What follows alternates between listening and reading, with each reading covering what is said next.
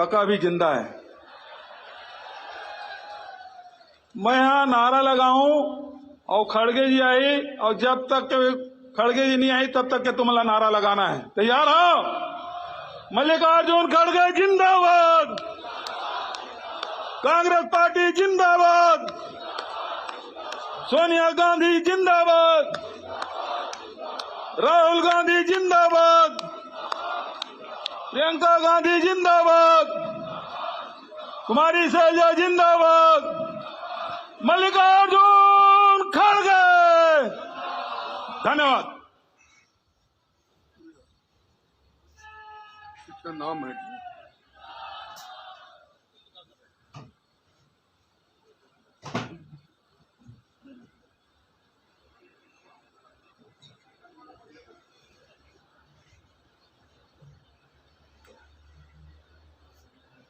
आज के इस भरोसा कार्यक्रम में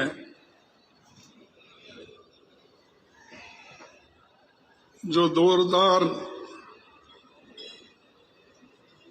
ये बहुत ही बढ़िया यहाँ पर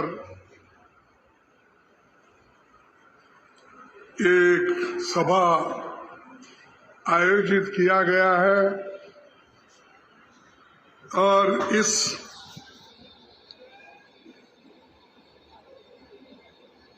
सम्मेलन में श्री भूपेश बघेल जी, मुख्यमंत्री छत्तीसगढ़, थोड़ा शाम बैठे, कुछ नहीं हुआ, सब बैठे थोड़ा देर, 10 मिनट और बैठे, 10-15 मिनट बैठे, उधर कुछ नहीं हुआ, बैठिए सब लोग बैठे, सबसे आग्रह 15-20 मिनट बैठे, बैठ जाइए। Thank you.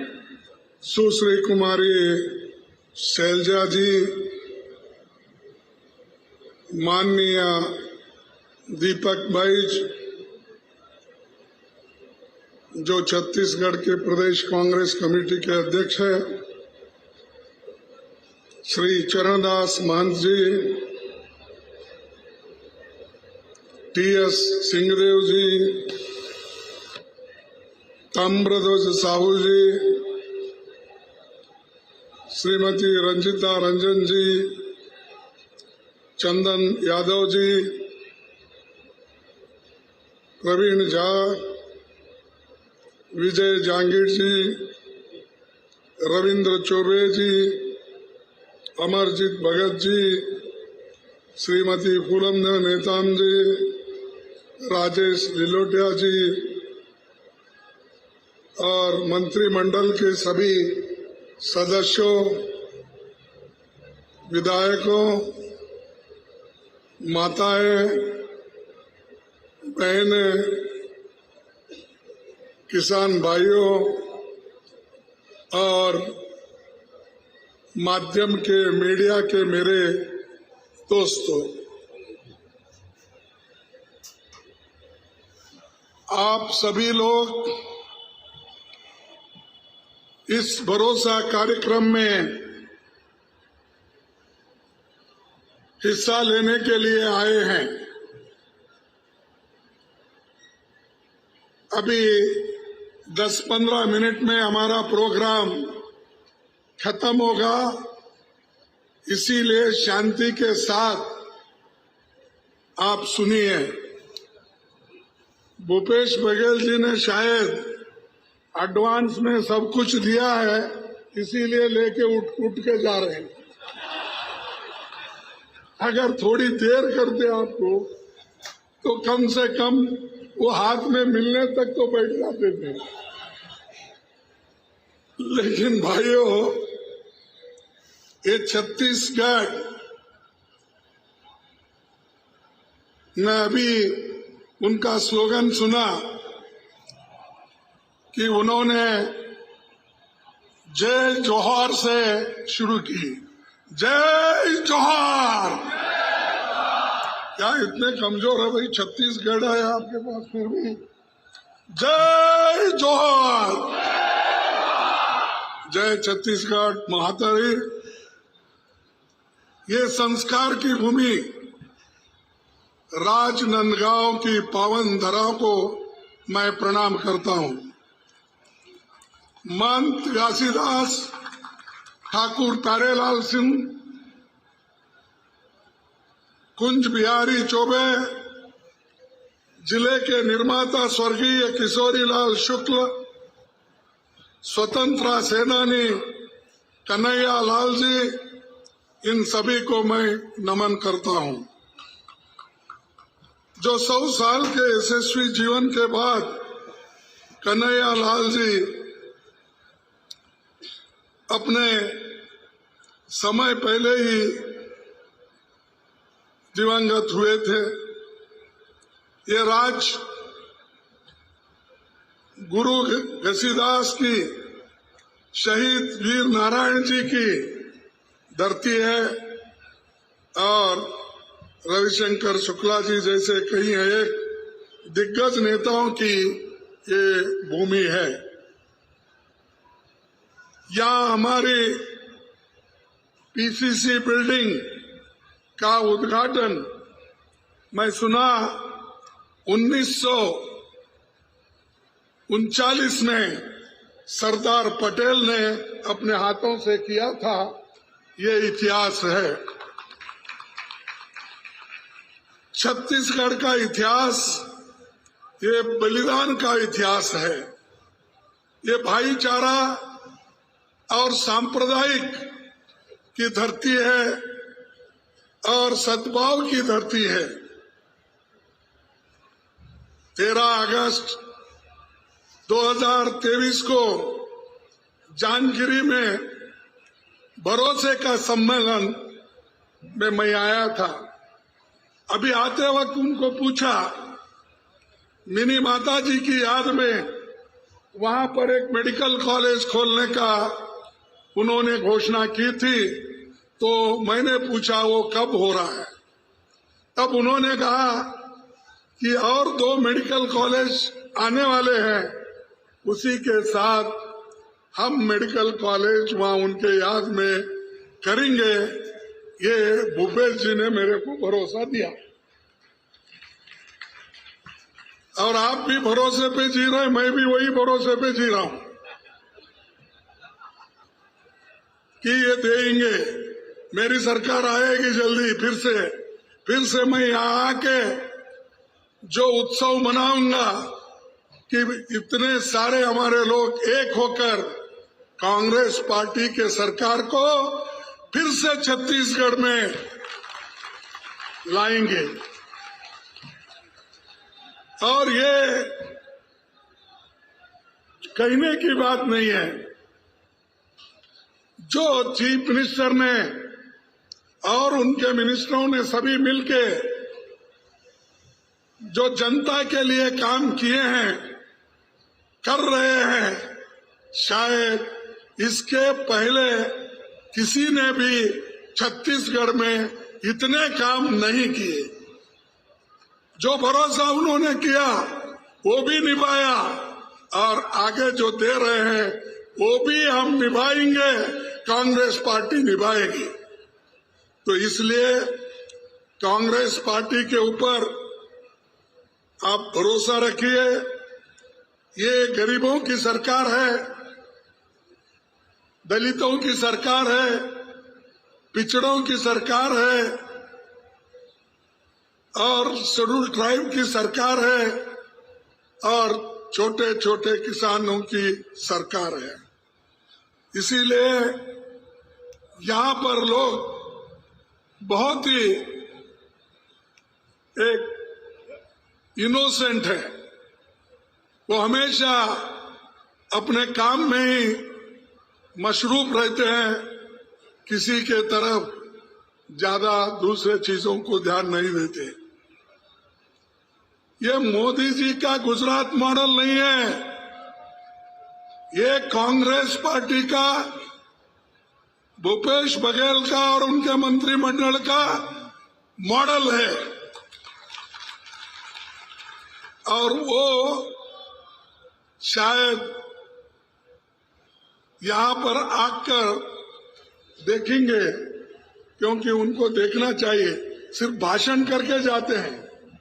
मोदी साहब आते हैं तो भाषण करके जल्दी चले जाते हैं, और वो भी अकेला भाषण करते हैं। आपने तो 3, 4, 5 लोगों को चांस दिया, ये बड़ी बात होगी। लेकिन मोदी जी किससे किनको बोलने का चांस नहीं देते, किसकी बात भी सुनते नहीं। आते हैं सीधे माइक पर ठहरते हैं। पहले भाइयों और बहनों बोलते थे, अब मेरे परिवारजनों बोल रहे। ये नया स्लोगन शुरू हुआ, मेरे परिवारजनों, ये कहकर लोगों को संबोधित करते हैं, और आज वो लोग उस ढंग से चल रहे हैं।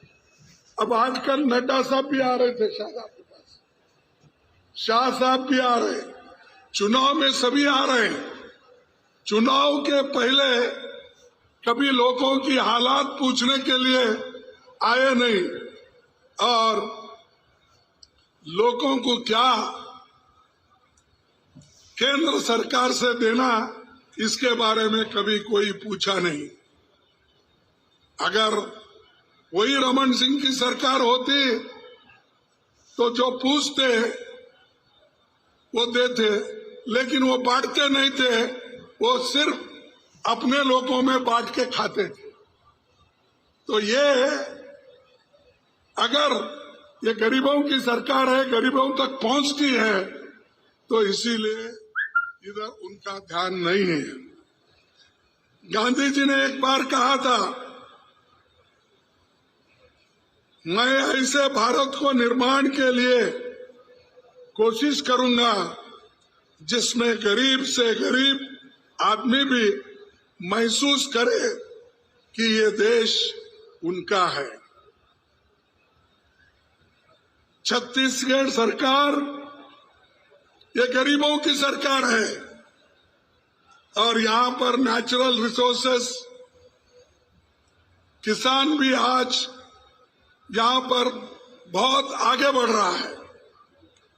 अभी उन्होंने कहा, एक जमाना था कि बहुत कम धान किसानों के पास खरीदा जाता था। अब वही किसानों के पास 1,07,000 टन 1,07,000 टन।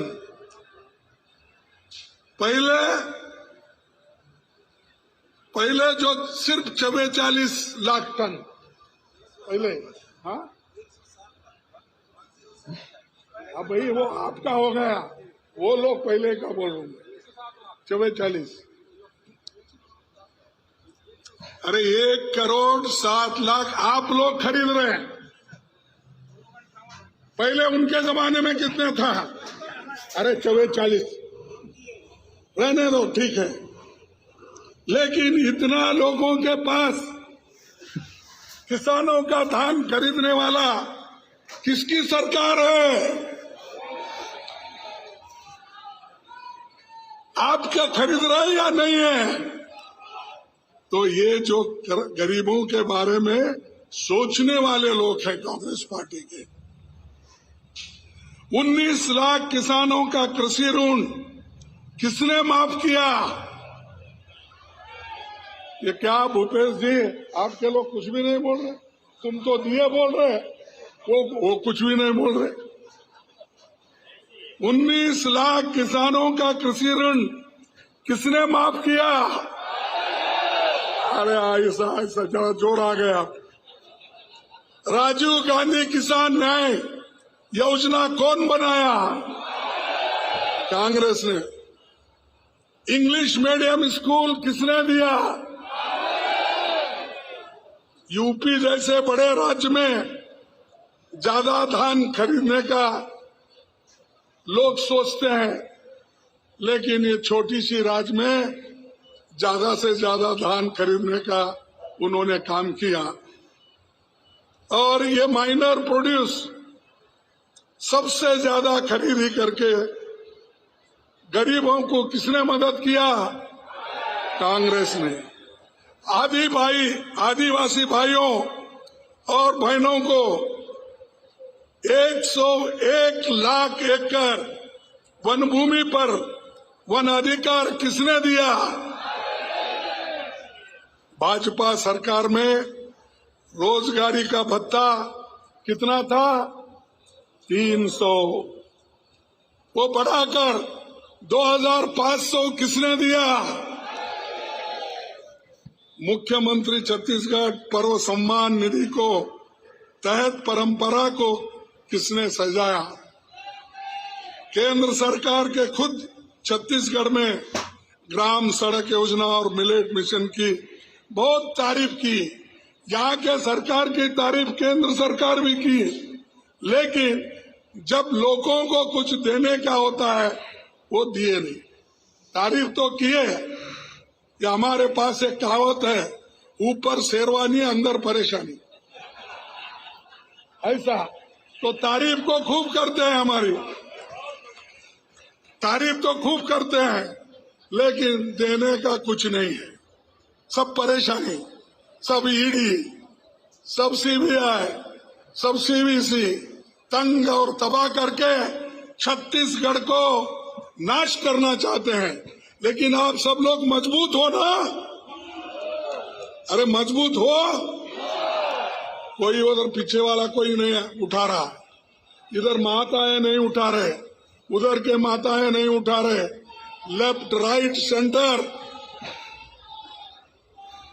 तो ये जो काम छत्तीसगढ़ में हो रहा है, शायद ऐसा काम कभी भी बीजेपी के तरफ से इस प्रदेश में नहीं हुआ। और एक रिपोर्ट, नीति आयोग की रिपोर्ट में यह आया है, 5 सालों में छत्तीसगढ़ में 40 लाख लोग गरीबी की दायरे से बाहर आए हैं। 40 लाख लोग गरीबी के दायरे से बाहर आए। तो ये गरीबों को मदद किए जैसा है ना? तो ये क्यों फिर बार बार हमको पूछते तुमने क्या किया, कांग्रेस ने क्या किया? रिपोर्ट दो। शाह तो बोलते हैं हर जगह गए तो हमारी रिपोर्ट लो, तुम्हारी रिपोर्ट दो बोलते हैं। मेरा रिपोर्ट उसीलिए मैं दे रहा हूं, जो भूपेश बघेल और उनके मंत्रिमंडल और एमएलए ने काम किया कांग्रेस सरकार का, ये काम है। जो मैंने कहा ये हमारा रिपोर्ट है, ये हमारा काम है। ये रिपोर्ट को आप लेके जाइए शाह साहब, इसको लेके जाइए नड्डा साहब, और ठीक ढंग से हमारे नरेंद्र मोदी जी भी अगर देखे तो उनको खुद को ऐसा महसूस होगा, अरे मैं गुजरात में कुछ भी नहीं किया, इतने पिछड़े हुए इलाके में कांग्रेस की सरकार, भूपेश बघेल की सरकार ये सब कुछ कर रही है, तब उनके समझ में आएगा। तो ये सब क्रेडिट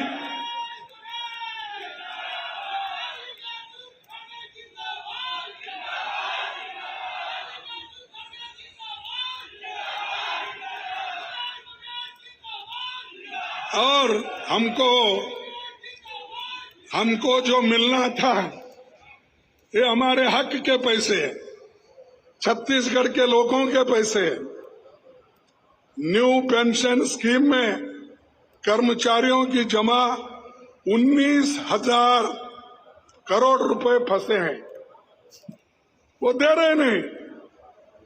और ऊपर से कहते हैं हम सब कुछ जो मिलना है दे रहे हैं, लेकिन 19,000 करोड़ ये नए स्कीम में नहीं मिला अभी छत्तीसगढ़ को। इसके बावजूद भी हमारे कार्यक्रम रुके नहीं, कांग्रेस पार्टी के कार्यक्रम रुके नहीं, कांग्रेस सरकार के काम रुके नहीं। भूपेश बघेल और उनके साथी सभी मिलके आगे दौड़ रहे हैं, और वो बाकी के लोग पीछे देख रहे हैं।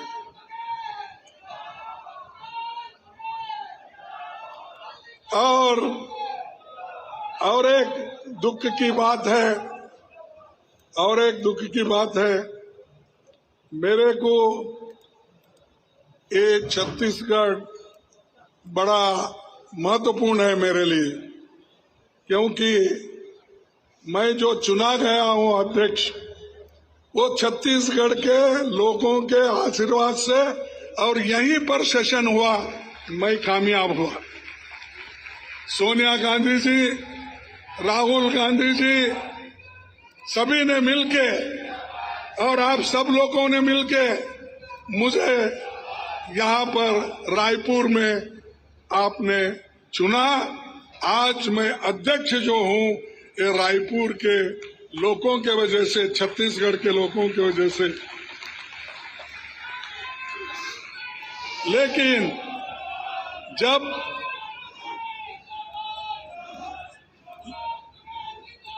जरा थोड़ा बंद करो, अरे बंद करो, भूपेश भाई देख रहे हैं, देखे ना, देखो जरा। तो भाइयों, मैं जब यहाँ सेशन हो रहा, कांग्रेस पार्टी का बहुत बड़ा एक पूरे कंट्री के लोग, हिंदुस्तान के पूरे लोग यहाँ पर आए थे, उसी दिन हमारे कांग्रेस के नेताओं के घर में छापे पड़े। क्या भाई एक दिन रोक नहीं सकते थे? क्या कम से कम मैं यहाँ बाहर निकालने तक भी आप रुक नहीं सकते थे? नहीं, उनको कांग्रेस को बदनाम करने के लिए, डराने के लिए और लोगों को दिखाने के लिए, अगर हमारे खिलाफ आप जाएंगे तो आपको ईडी और सीबीआई ऐसे सब तुम्हारे पीछे रखेंगे, ये कहने के लिए, डराने के लिए उन्होंने किया। लेकिन छत्तीसगढ़ी लोग ये डरने वाले नहीं हैं, मुकाबला करने वाले हैं और कर रहे हैं। आज भी हो रहा है, मैं कल इधर आने वाला था, वहां उस वक्त भी हुआ। यानी डराने की कोशिश कर रहे हैं। अगर हम डरते हैं तो देश को आजादी नहीं दिलाते। अगर हम डरते फांसी के तख्ते पे नहीं चढ़ते। अगर हम डरते तो इंदिरा गांधी जी अपनी जान नहीं देती थी। अगर हम डरते राजीव गांधी जी अपनी जान नहीं देते थे। ये क्यों? कि देश को हम बचाने वाले हैं, देश के हिफाजत के लिए हम, देश में लोकतंत्र को मजबूत रखने वाले लोग हैं। महिलाओं की इज्जत करने वाले लोग हम हैं, गरीबों की इज्जत करने वाले लोग हम हैं। और जो संविधान किसने बनाया? कांग्रेस पार्टी ने बनाया। लेकिन डॉक्टर अंबेडकर के हाथ में ये जो अध्यक्ष पद मिला, उन्होंने गरीबों के लिए अपने सारे जितने भी कार्यक्रम हैं उन्होंने इसमें लाया। लाने के बाद पंडित जवाहरलाल नेहरू जी के नेतृत्व में एक एक करके संविधान में जो जितने भी चीजें थी, आर्टिकल्स थे, उसको इम्प्लीमेंट करने को शुरू किया। और बड़े बड़े कारखाने छत्तीसगढ़ में भी आए, झारखंड में आए, बेंगलुरु में आए, बम्बई में, हर जगह बड़े बड़े कारखाने आए, लाखों लोग नौकरी पे चले। लेकिन मोदी साहब और शाह जी, आप आने के बाद कितने पब्लिक सेक्टर बनाए, हमको हिसाब दो। कितने आईआईटी बनाए, कितने मेडिकल कॉलेज बनाए, कितने आप बीएचईएल, बीईएल या स्टील कारखाने या पावर कारखाने ये बनाए आपने? नहीं। जब हम बना रहे तो उसको आड़े आते हैं। और हमारा इतना जो ये अपना इतनी चीजें हमने की, उसके वजह से देश आगे बढ़ रहा है।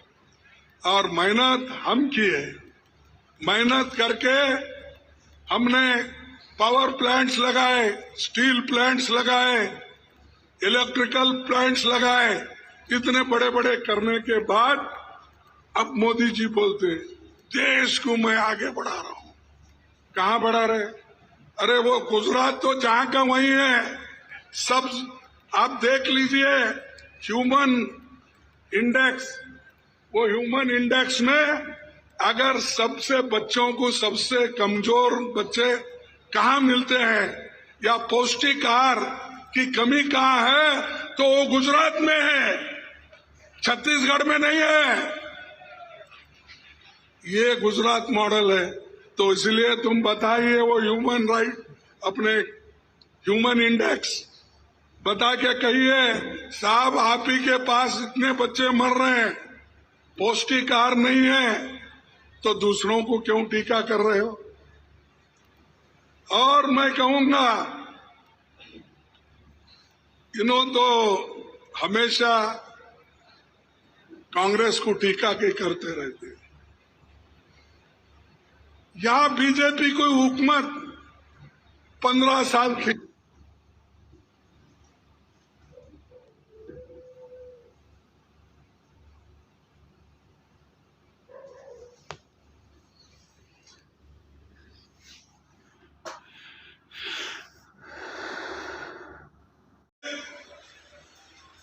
आप क्यों नहीं किए? मैं पूछता हूं, आपके पास क्यों नहीं हो रहा? क्योंकि आप गरीबों को देखने वाले नहीं है। सिर्फ आप किनको देखते हैं? अमीरों को, बड़े बड़े कंपनी को, अदानी को, अंबानी को, इनको देखने वाले लोग हैं। हमारे तरफ झांक के भी नहीं देखते और ऊपर से कहते हैं हम गरीबों की भलाई के लिए सब कुछ कर रहे हैं। तो इसीलिए भाइयों मैं आपसे यही कहूंगा कि हमको बड़ा जागृत रहना चाहिए। और आजकल सबको फंसा रहे,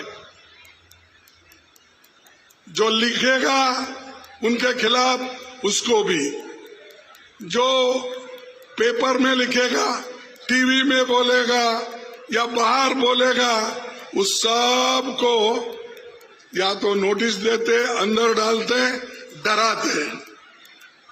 तो ये लोग किसी को अपना एक सपोर्ट करके वो लोगों का मदद करने वाले नहीं है। इसीलिए वो क्या करते हैं, हर जगह तलाश कर रहे हैं। किसकी लाल डायरी बोलते हैं, किसकी नीली डायरी, किसकी पीली डायरी, कुछ कुछ ऐसा बोलते हैं। और ऐसा ही एक छापा जो जर्नलिस्ट के घर पे पड़ा, तो उन्होंने एक बात लिखी, हर घर की तलाशी का हुक्म होगा, हर घर की तलाशी का हुक्म होगा। कौन करेंगे? मोदी करेंगे। तलाशी लो बोल के हर घर की तलाशी का हुक्म होगा। अब हर सेक्स के किताबें जब्त होगी, वे सब पकड़े जाएंगे शरीक के जुर्म में। जिनकी जेब से कलम बरामद होगी वही चोर ये समझ जाएंगे। जिसके जेब से कलम भी अगर मिली तो उसको बोलेंगे चल ईडी, चलो आगे। अरे ऐसी सरकार आज है, इसको हटाना और इसको अपने अगर जगह पे ठिकाने पे अगर आप नहीं रखेंगे तो देश बर्बादी की ओर चलेगा। देश में डेमोक्रेसी नहीं रहेगी और देश में जो संविधान गरीबों के लिए डॉक्टर बाबा साहब अम्बेडकर ने मेहनत करके बनाया है वो भी नहीं रहेगा। और आज सिर्फ चुपका चुप, अब उनका भी सीएजी रिपोर्ट आया है, सब उसमें सब निकला है 7 लाख करोड़ से भी ज्यादा घोटाले हुए हैं। 7 लाख करोड़ और हमको डराते हर मीटिंग में, कहीं भी जाओ 2G का क्या हुआ, कॉल का क्या हुआ, उसका। अरे वो तो हो गया, तुम क्या कर रहे हो वो पहले बताओ। ये 7 लाख के घोटाले कहां से आ गए? CAG तो हमारा नहीं है, गवर्नमेंट हमारी नहीं है, गवर्नमेंट तो आपकी है और आपके लोग बोल रहे हैं, बता रहे हैं। तो ऐसे ऐसे लोग दूसरों के तरफ उंगली दिखाते हैं, लेकिन 4 उंगलियां उनके तरफ भी दिखती। तो ये वो सोच रहे नहीं। तो मैं एक बात आपसे कहना चाहता हूं, बढ़ती हुई महंगाई को भी ये रोक नहीं सकते। अनएम्प्लॉयमेंट बढ़ रहा है, कम से कम। पहले तो ये कहते थे अगर मुझे प्रधानमंत्री बनाओगे मैं आप सबको, नौजवानों को 2-2 करोड़ नौकरियां दूंगा। कहते थे या नहीं? 2 करोड़ बोले तो अब 10 साल हो गए, 20 करोड़ नौकरियां कहाँ हैं? दिए?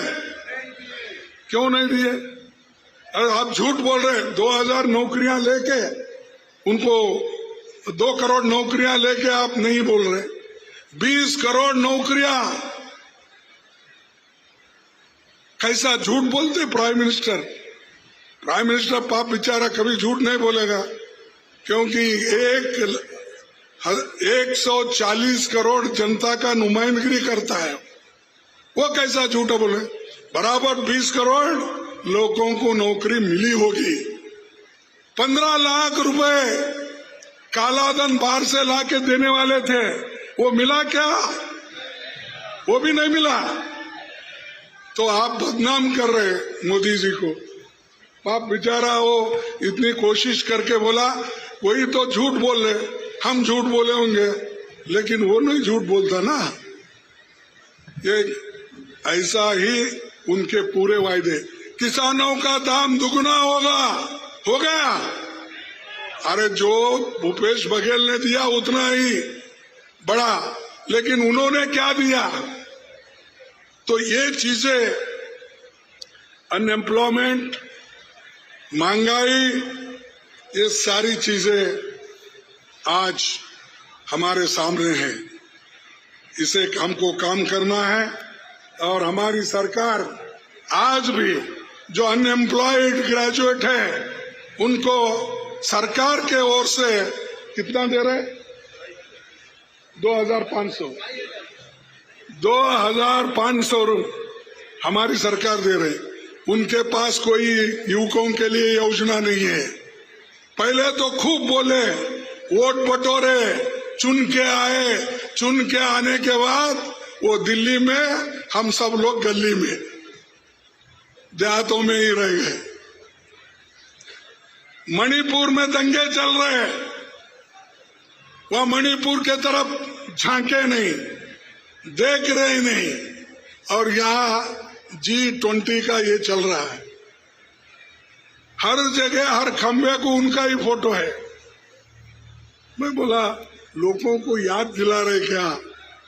क्योंकि जितने खंबे हैं दिल्ली में, हर खंबे के ऊपर मोदी का फोटो, उनके कोई मिनिस्टर का भी नहीं, एक आधा भी। अच्छा, महात्मा गांधी जी का नहीं है, जवाहरलाल नेहरू जी का नहीं है, किसी का नहीं है, सिर्फ मोदी अकेला। यानी मोदी क्या गुत्ता लिए गया इस देश का? बने प्राइम मिनिस्टर, लेकिन उसका मतलब ये नहीं सब कुछ उन्हीं का है। और 2024 में हम एक संगठन बनाकर काम कर रहे हैं इंडिया के नाम से। वो इंडिया का नाम रखते ही ये बीजेपी वालों को क्या हुआ मुझे मालूम नहीं, भारत रखो बोले। अरे भाई, संविधान में है इंडिया मीन्स भारत। ये तो बाबा साहब ने आर्टिकल 1 और सब क्लॉज 1 में लिखा है फिर क्यों झगड़ा भाई? हम कोई बोलते हैं तो आप लोग उसको हमको कहते हैं कि हम विरोधी है भारत बोलने का। अरे भारत से तो हम इतना प्रेम करते हैं, उस शब्द से कन्याकुमारी से कश्मीर तक जो राहुल जी ने पैदल चले उसका नाम क्या था? भारत जोड़ो। अरे भारत जोड़ने में हम लगे हैं, उसके टुकड़े टुकड़े करने में आप लगे हैं। ये है 4500 किलोमीटर राहुल गांधी चले। तुम कहाँ चल रहे हो? सुबह वो टीवी में तो बताते हैं उनको इधर से उधर उधर से इधर फिरने का, अब देखे होंगे। तो हमको सिखाते हो भारत बोलो भारत बोलो। अच्छा, हमको सिखाने वाले आपने क्या किया मैं बताऊंगा आपको।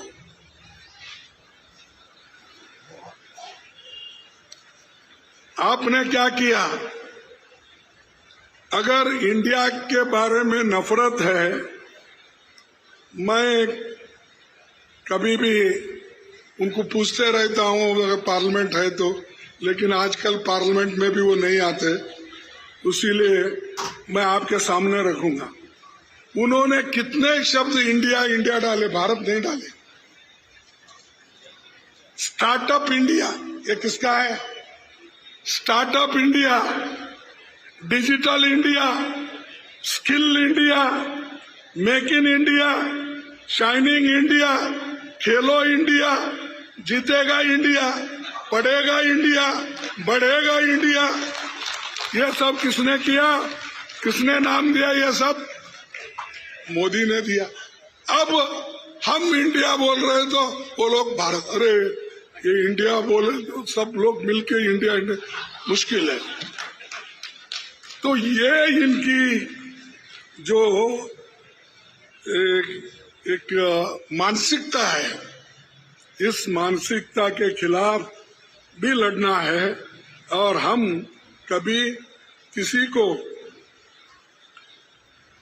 के खिलाफ नहीं बोलते, और कोई प्रोग्राम अपना है उसको स्वीकार करते हैं। हमने मनरेगा किया, क्या किसी का नाम रख के किया? सिर्फ इस देश के महापिता महात्मा गांधी जी के नाम से रखा। हम फूड सिक्योरिटी, पेट भरने के लिए अनाज दिए, लेकिन हमने किसी का नाम नहीं रख लिया। और बच्चों को पढ़ाई के लिए कंपलसरी एजुकेशन किया, किसी का नाम नहीं रख। हम हमेशा गरीबों की भलाई के लिए सोचते हैं, नाम कमाने के लिए नहीं। उठते ही नाम बदलो।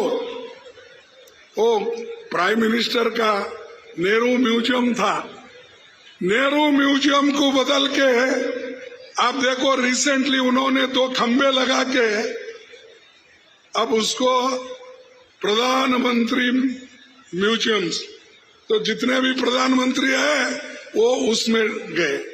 तो नेहरू जी के ऊपर उनको क्या ये नफरत है मुझे मालूम नहीं।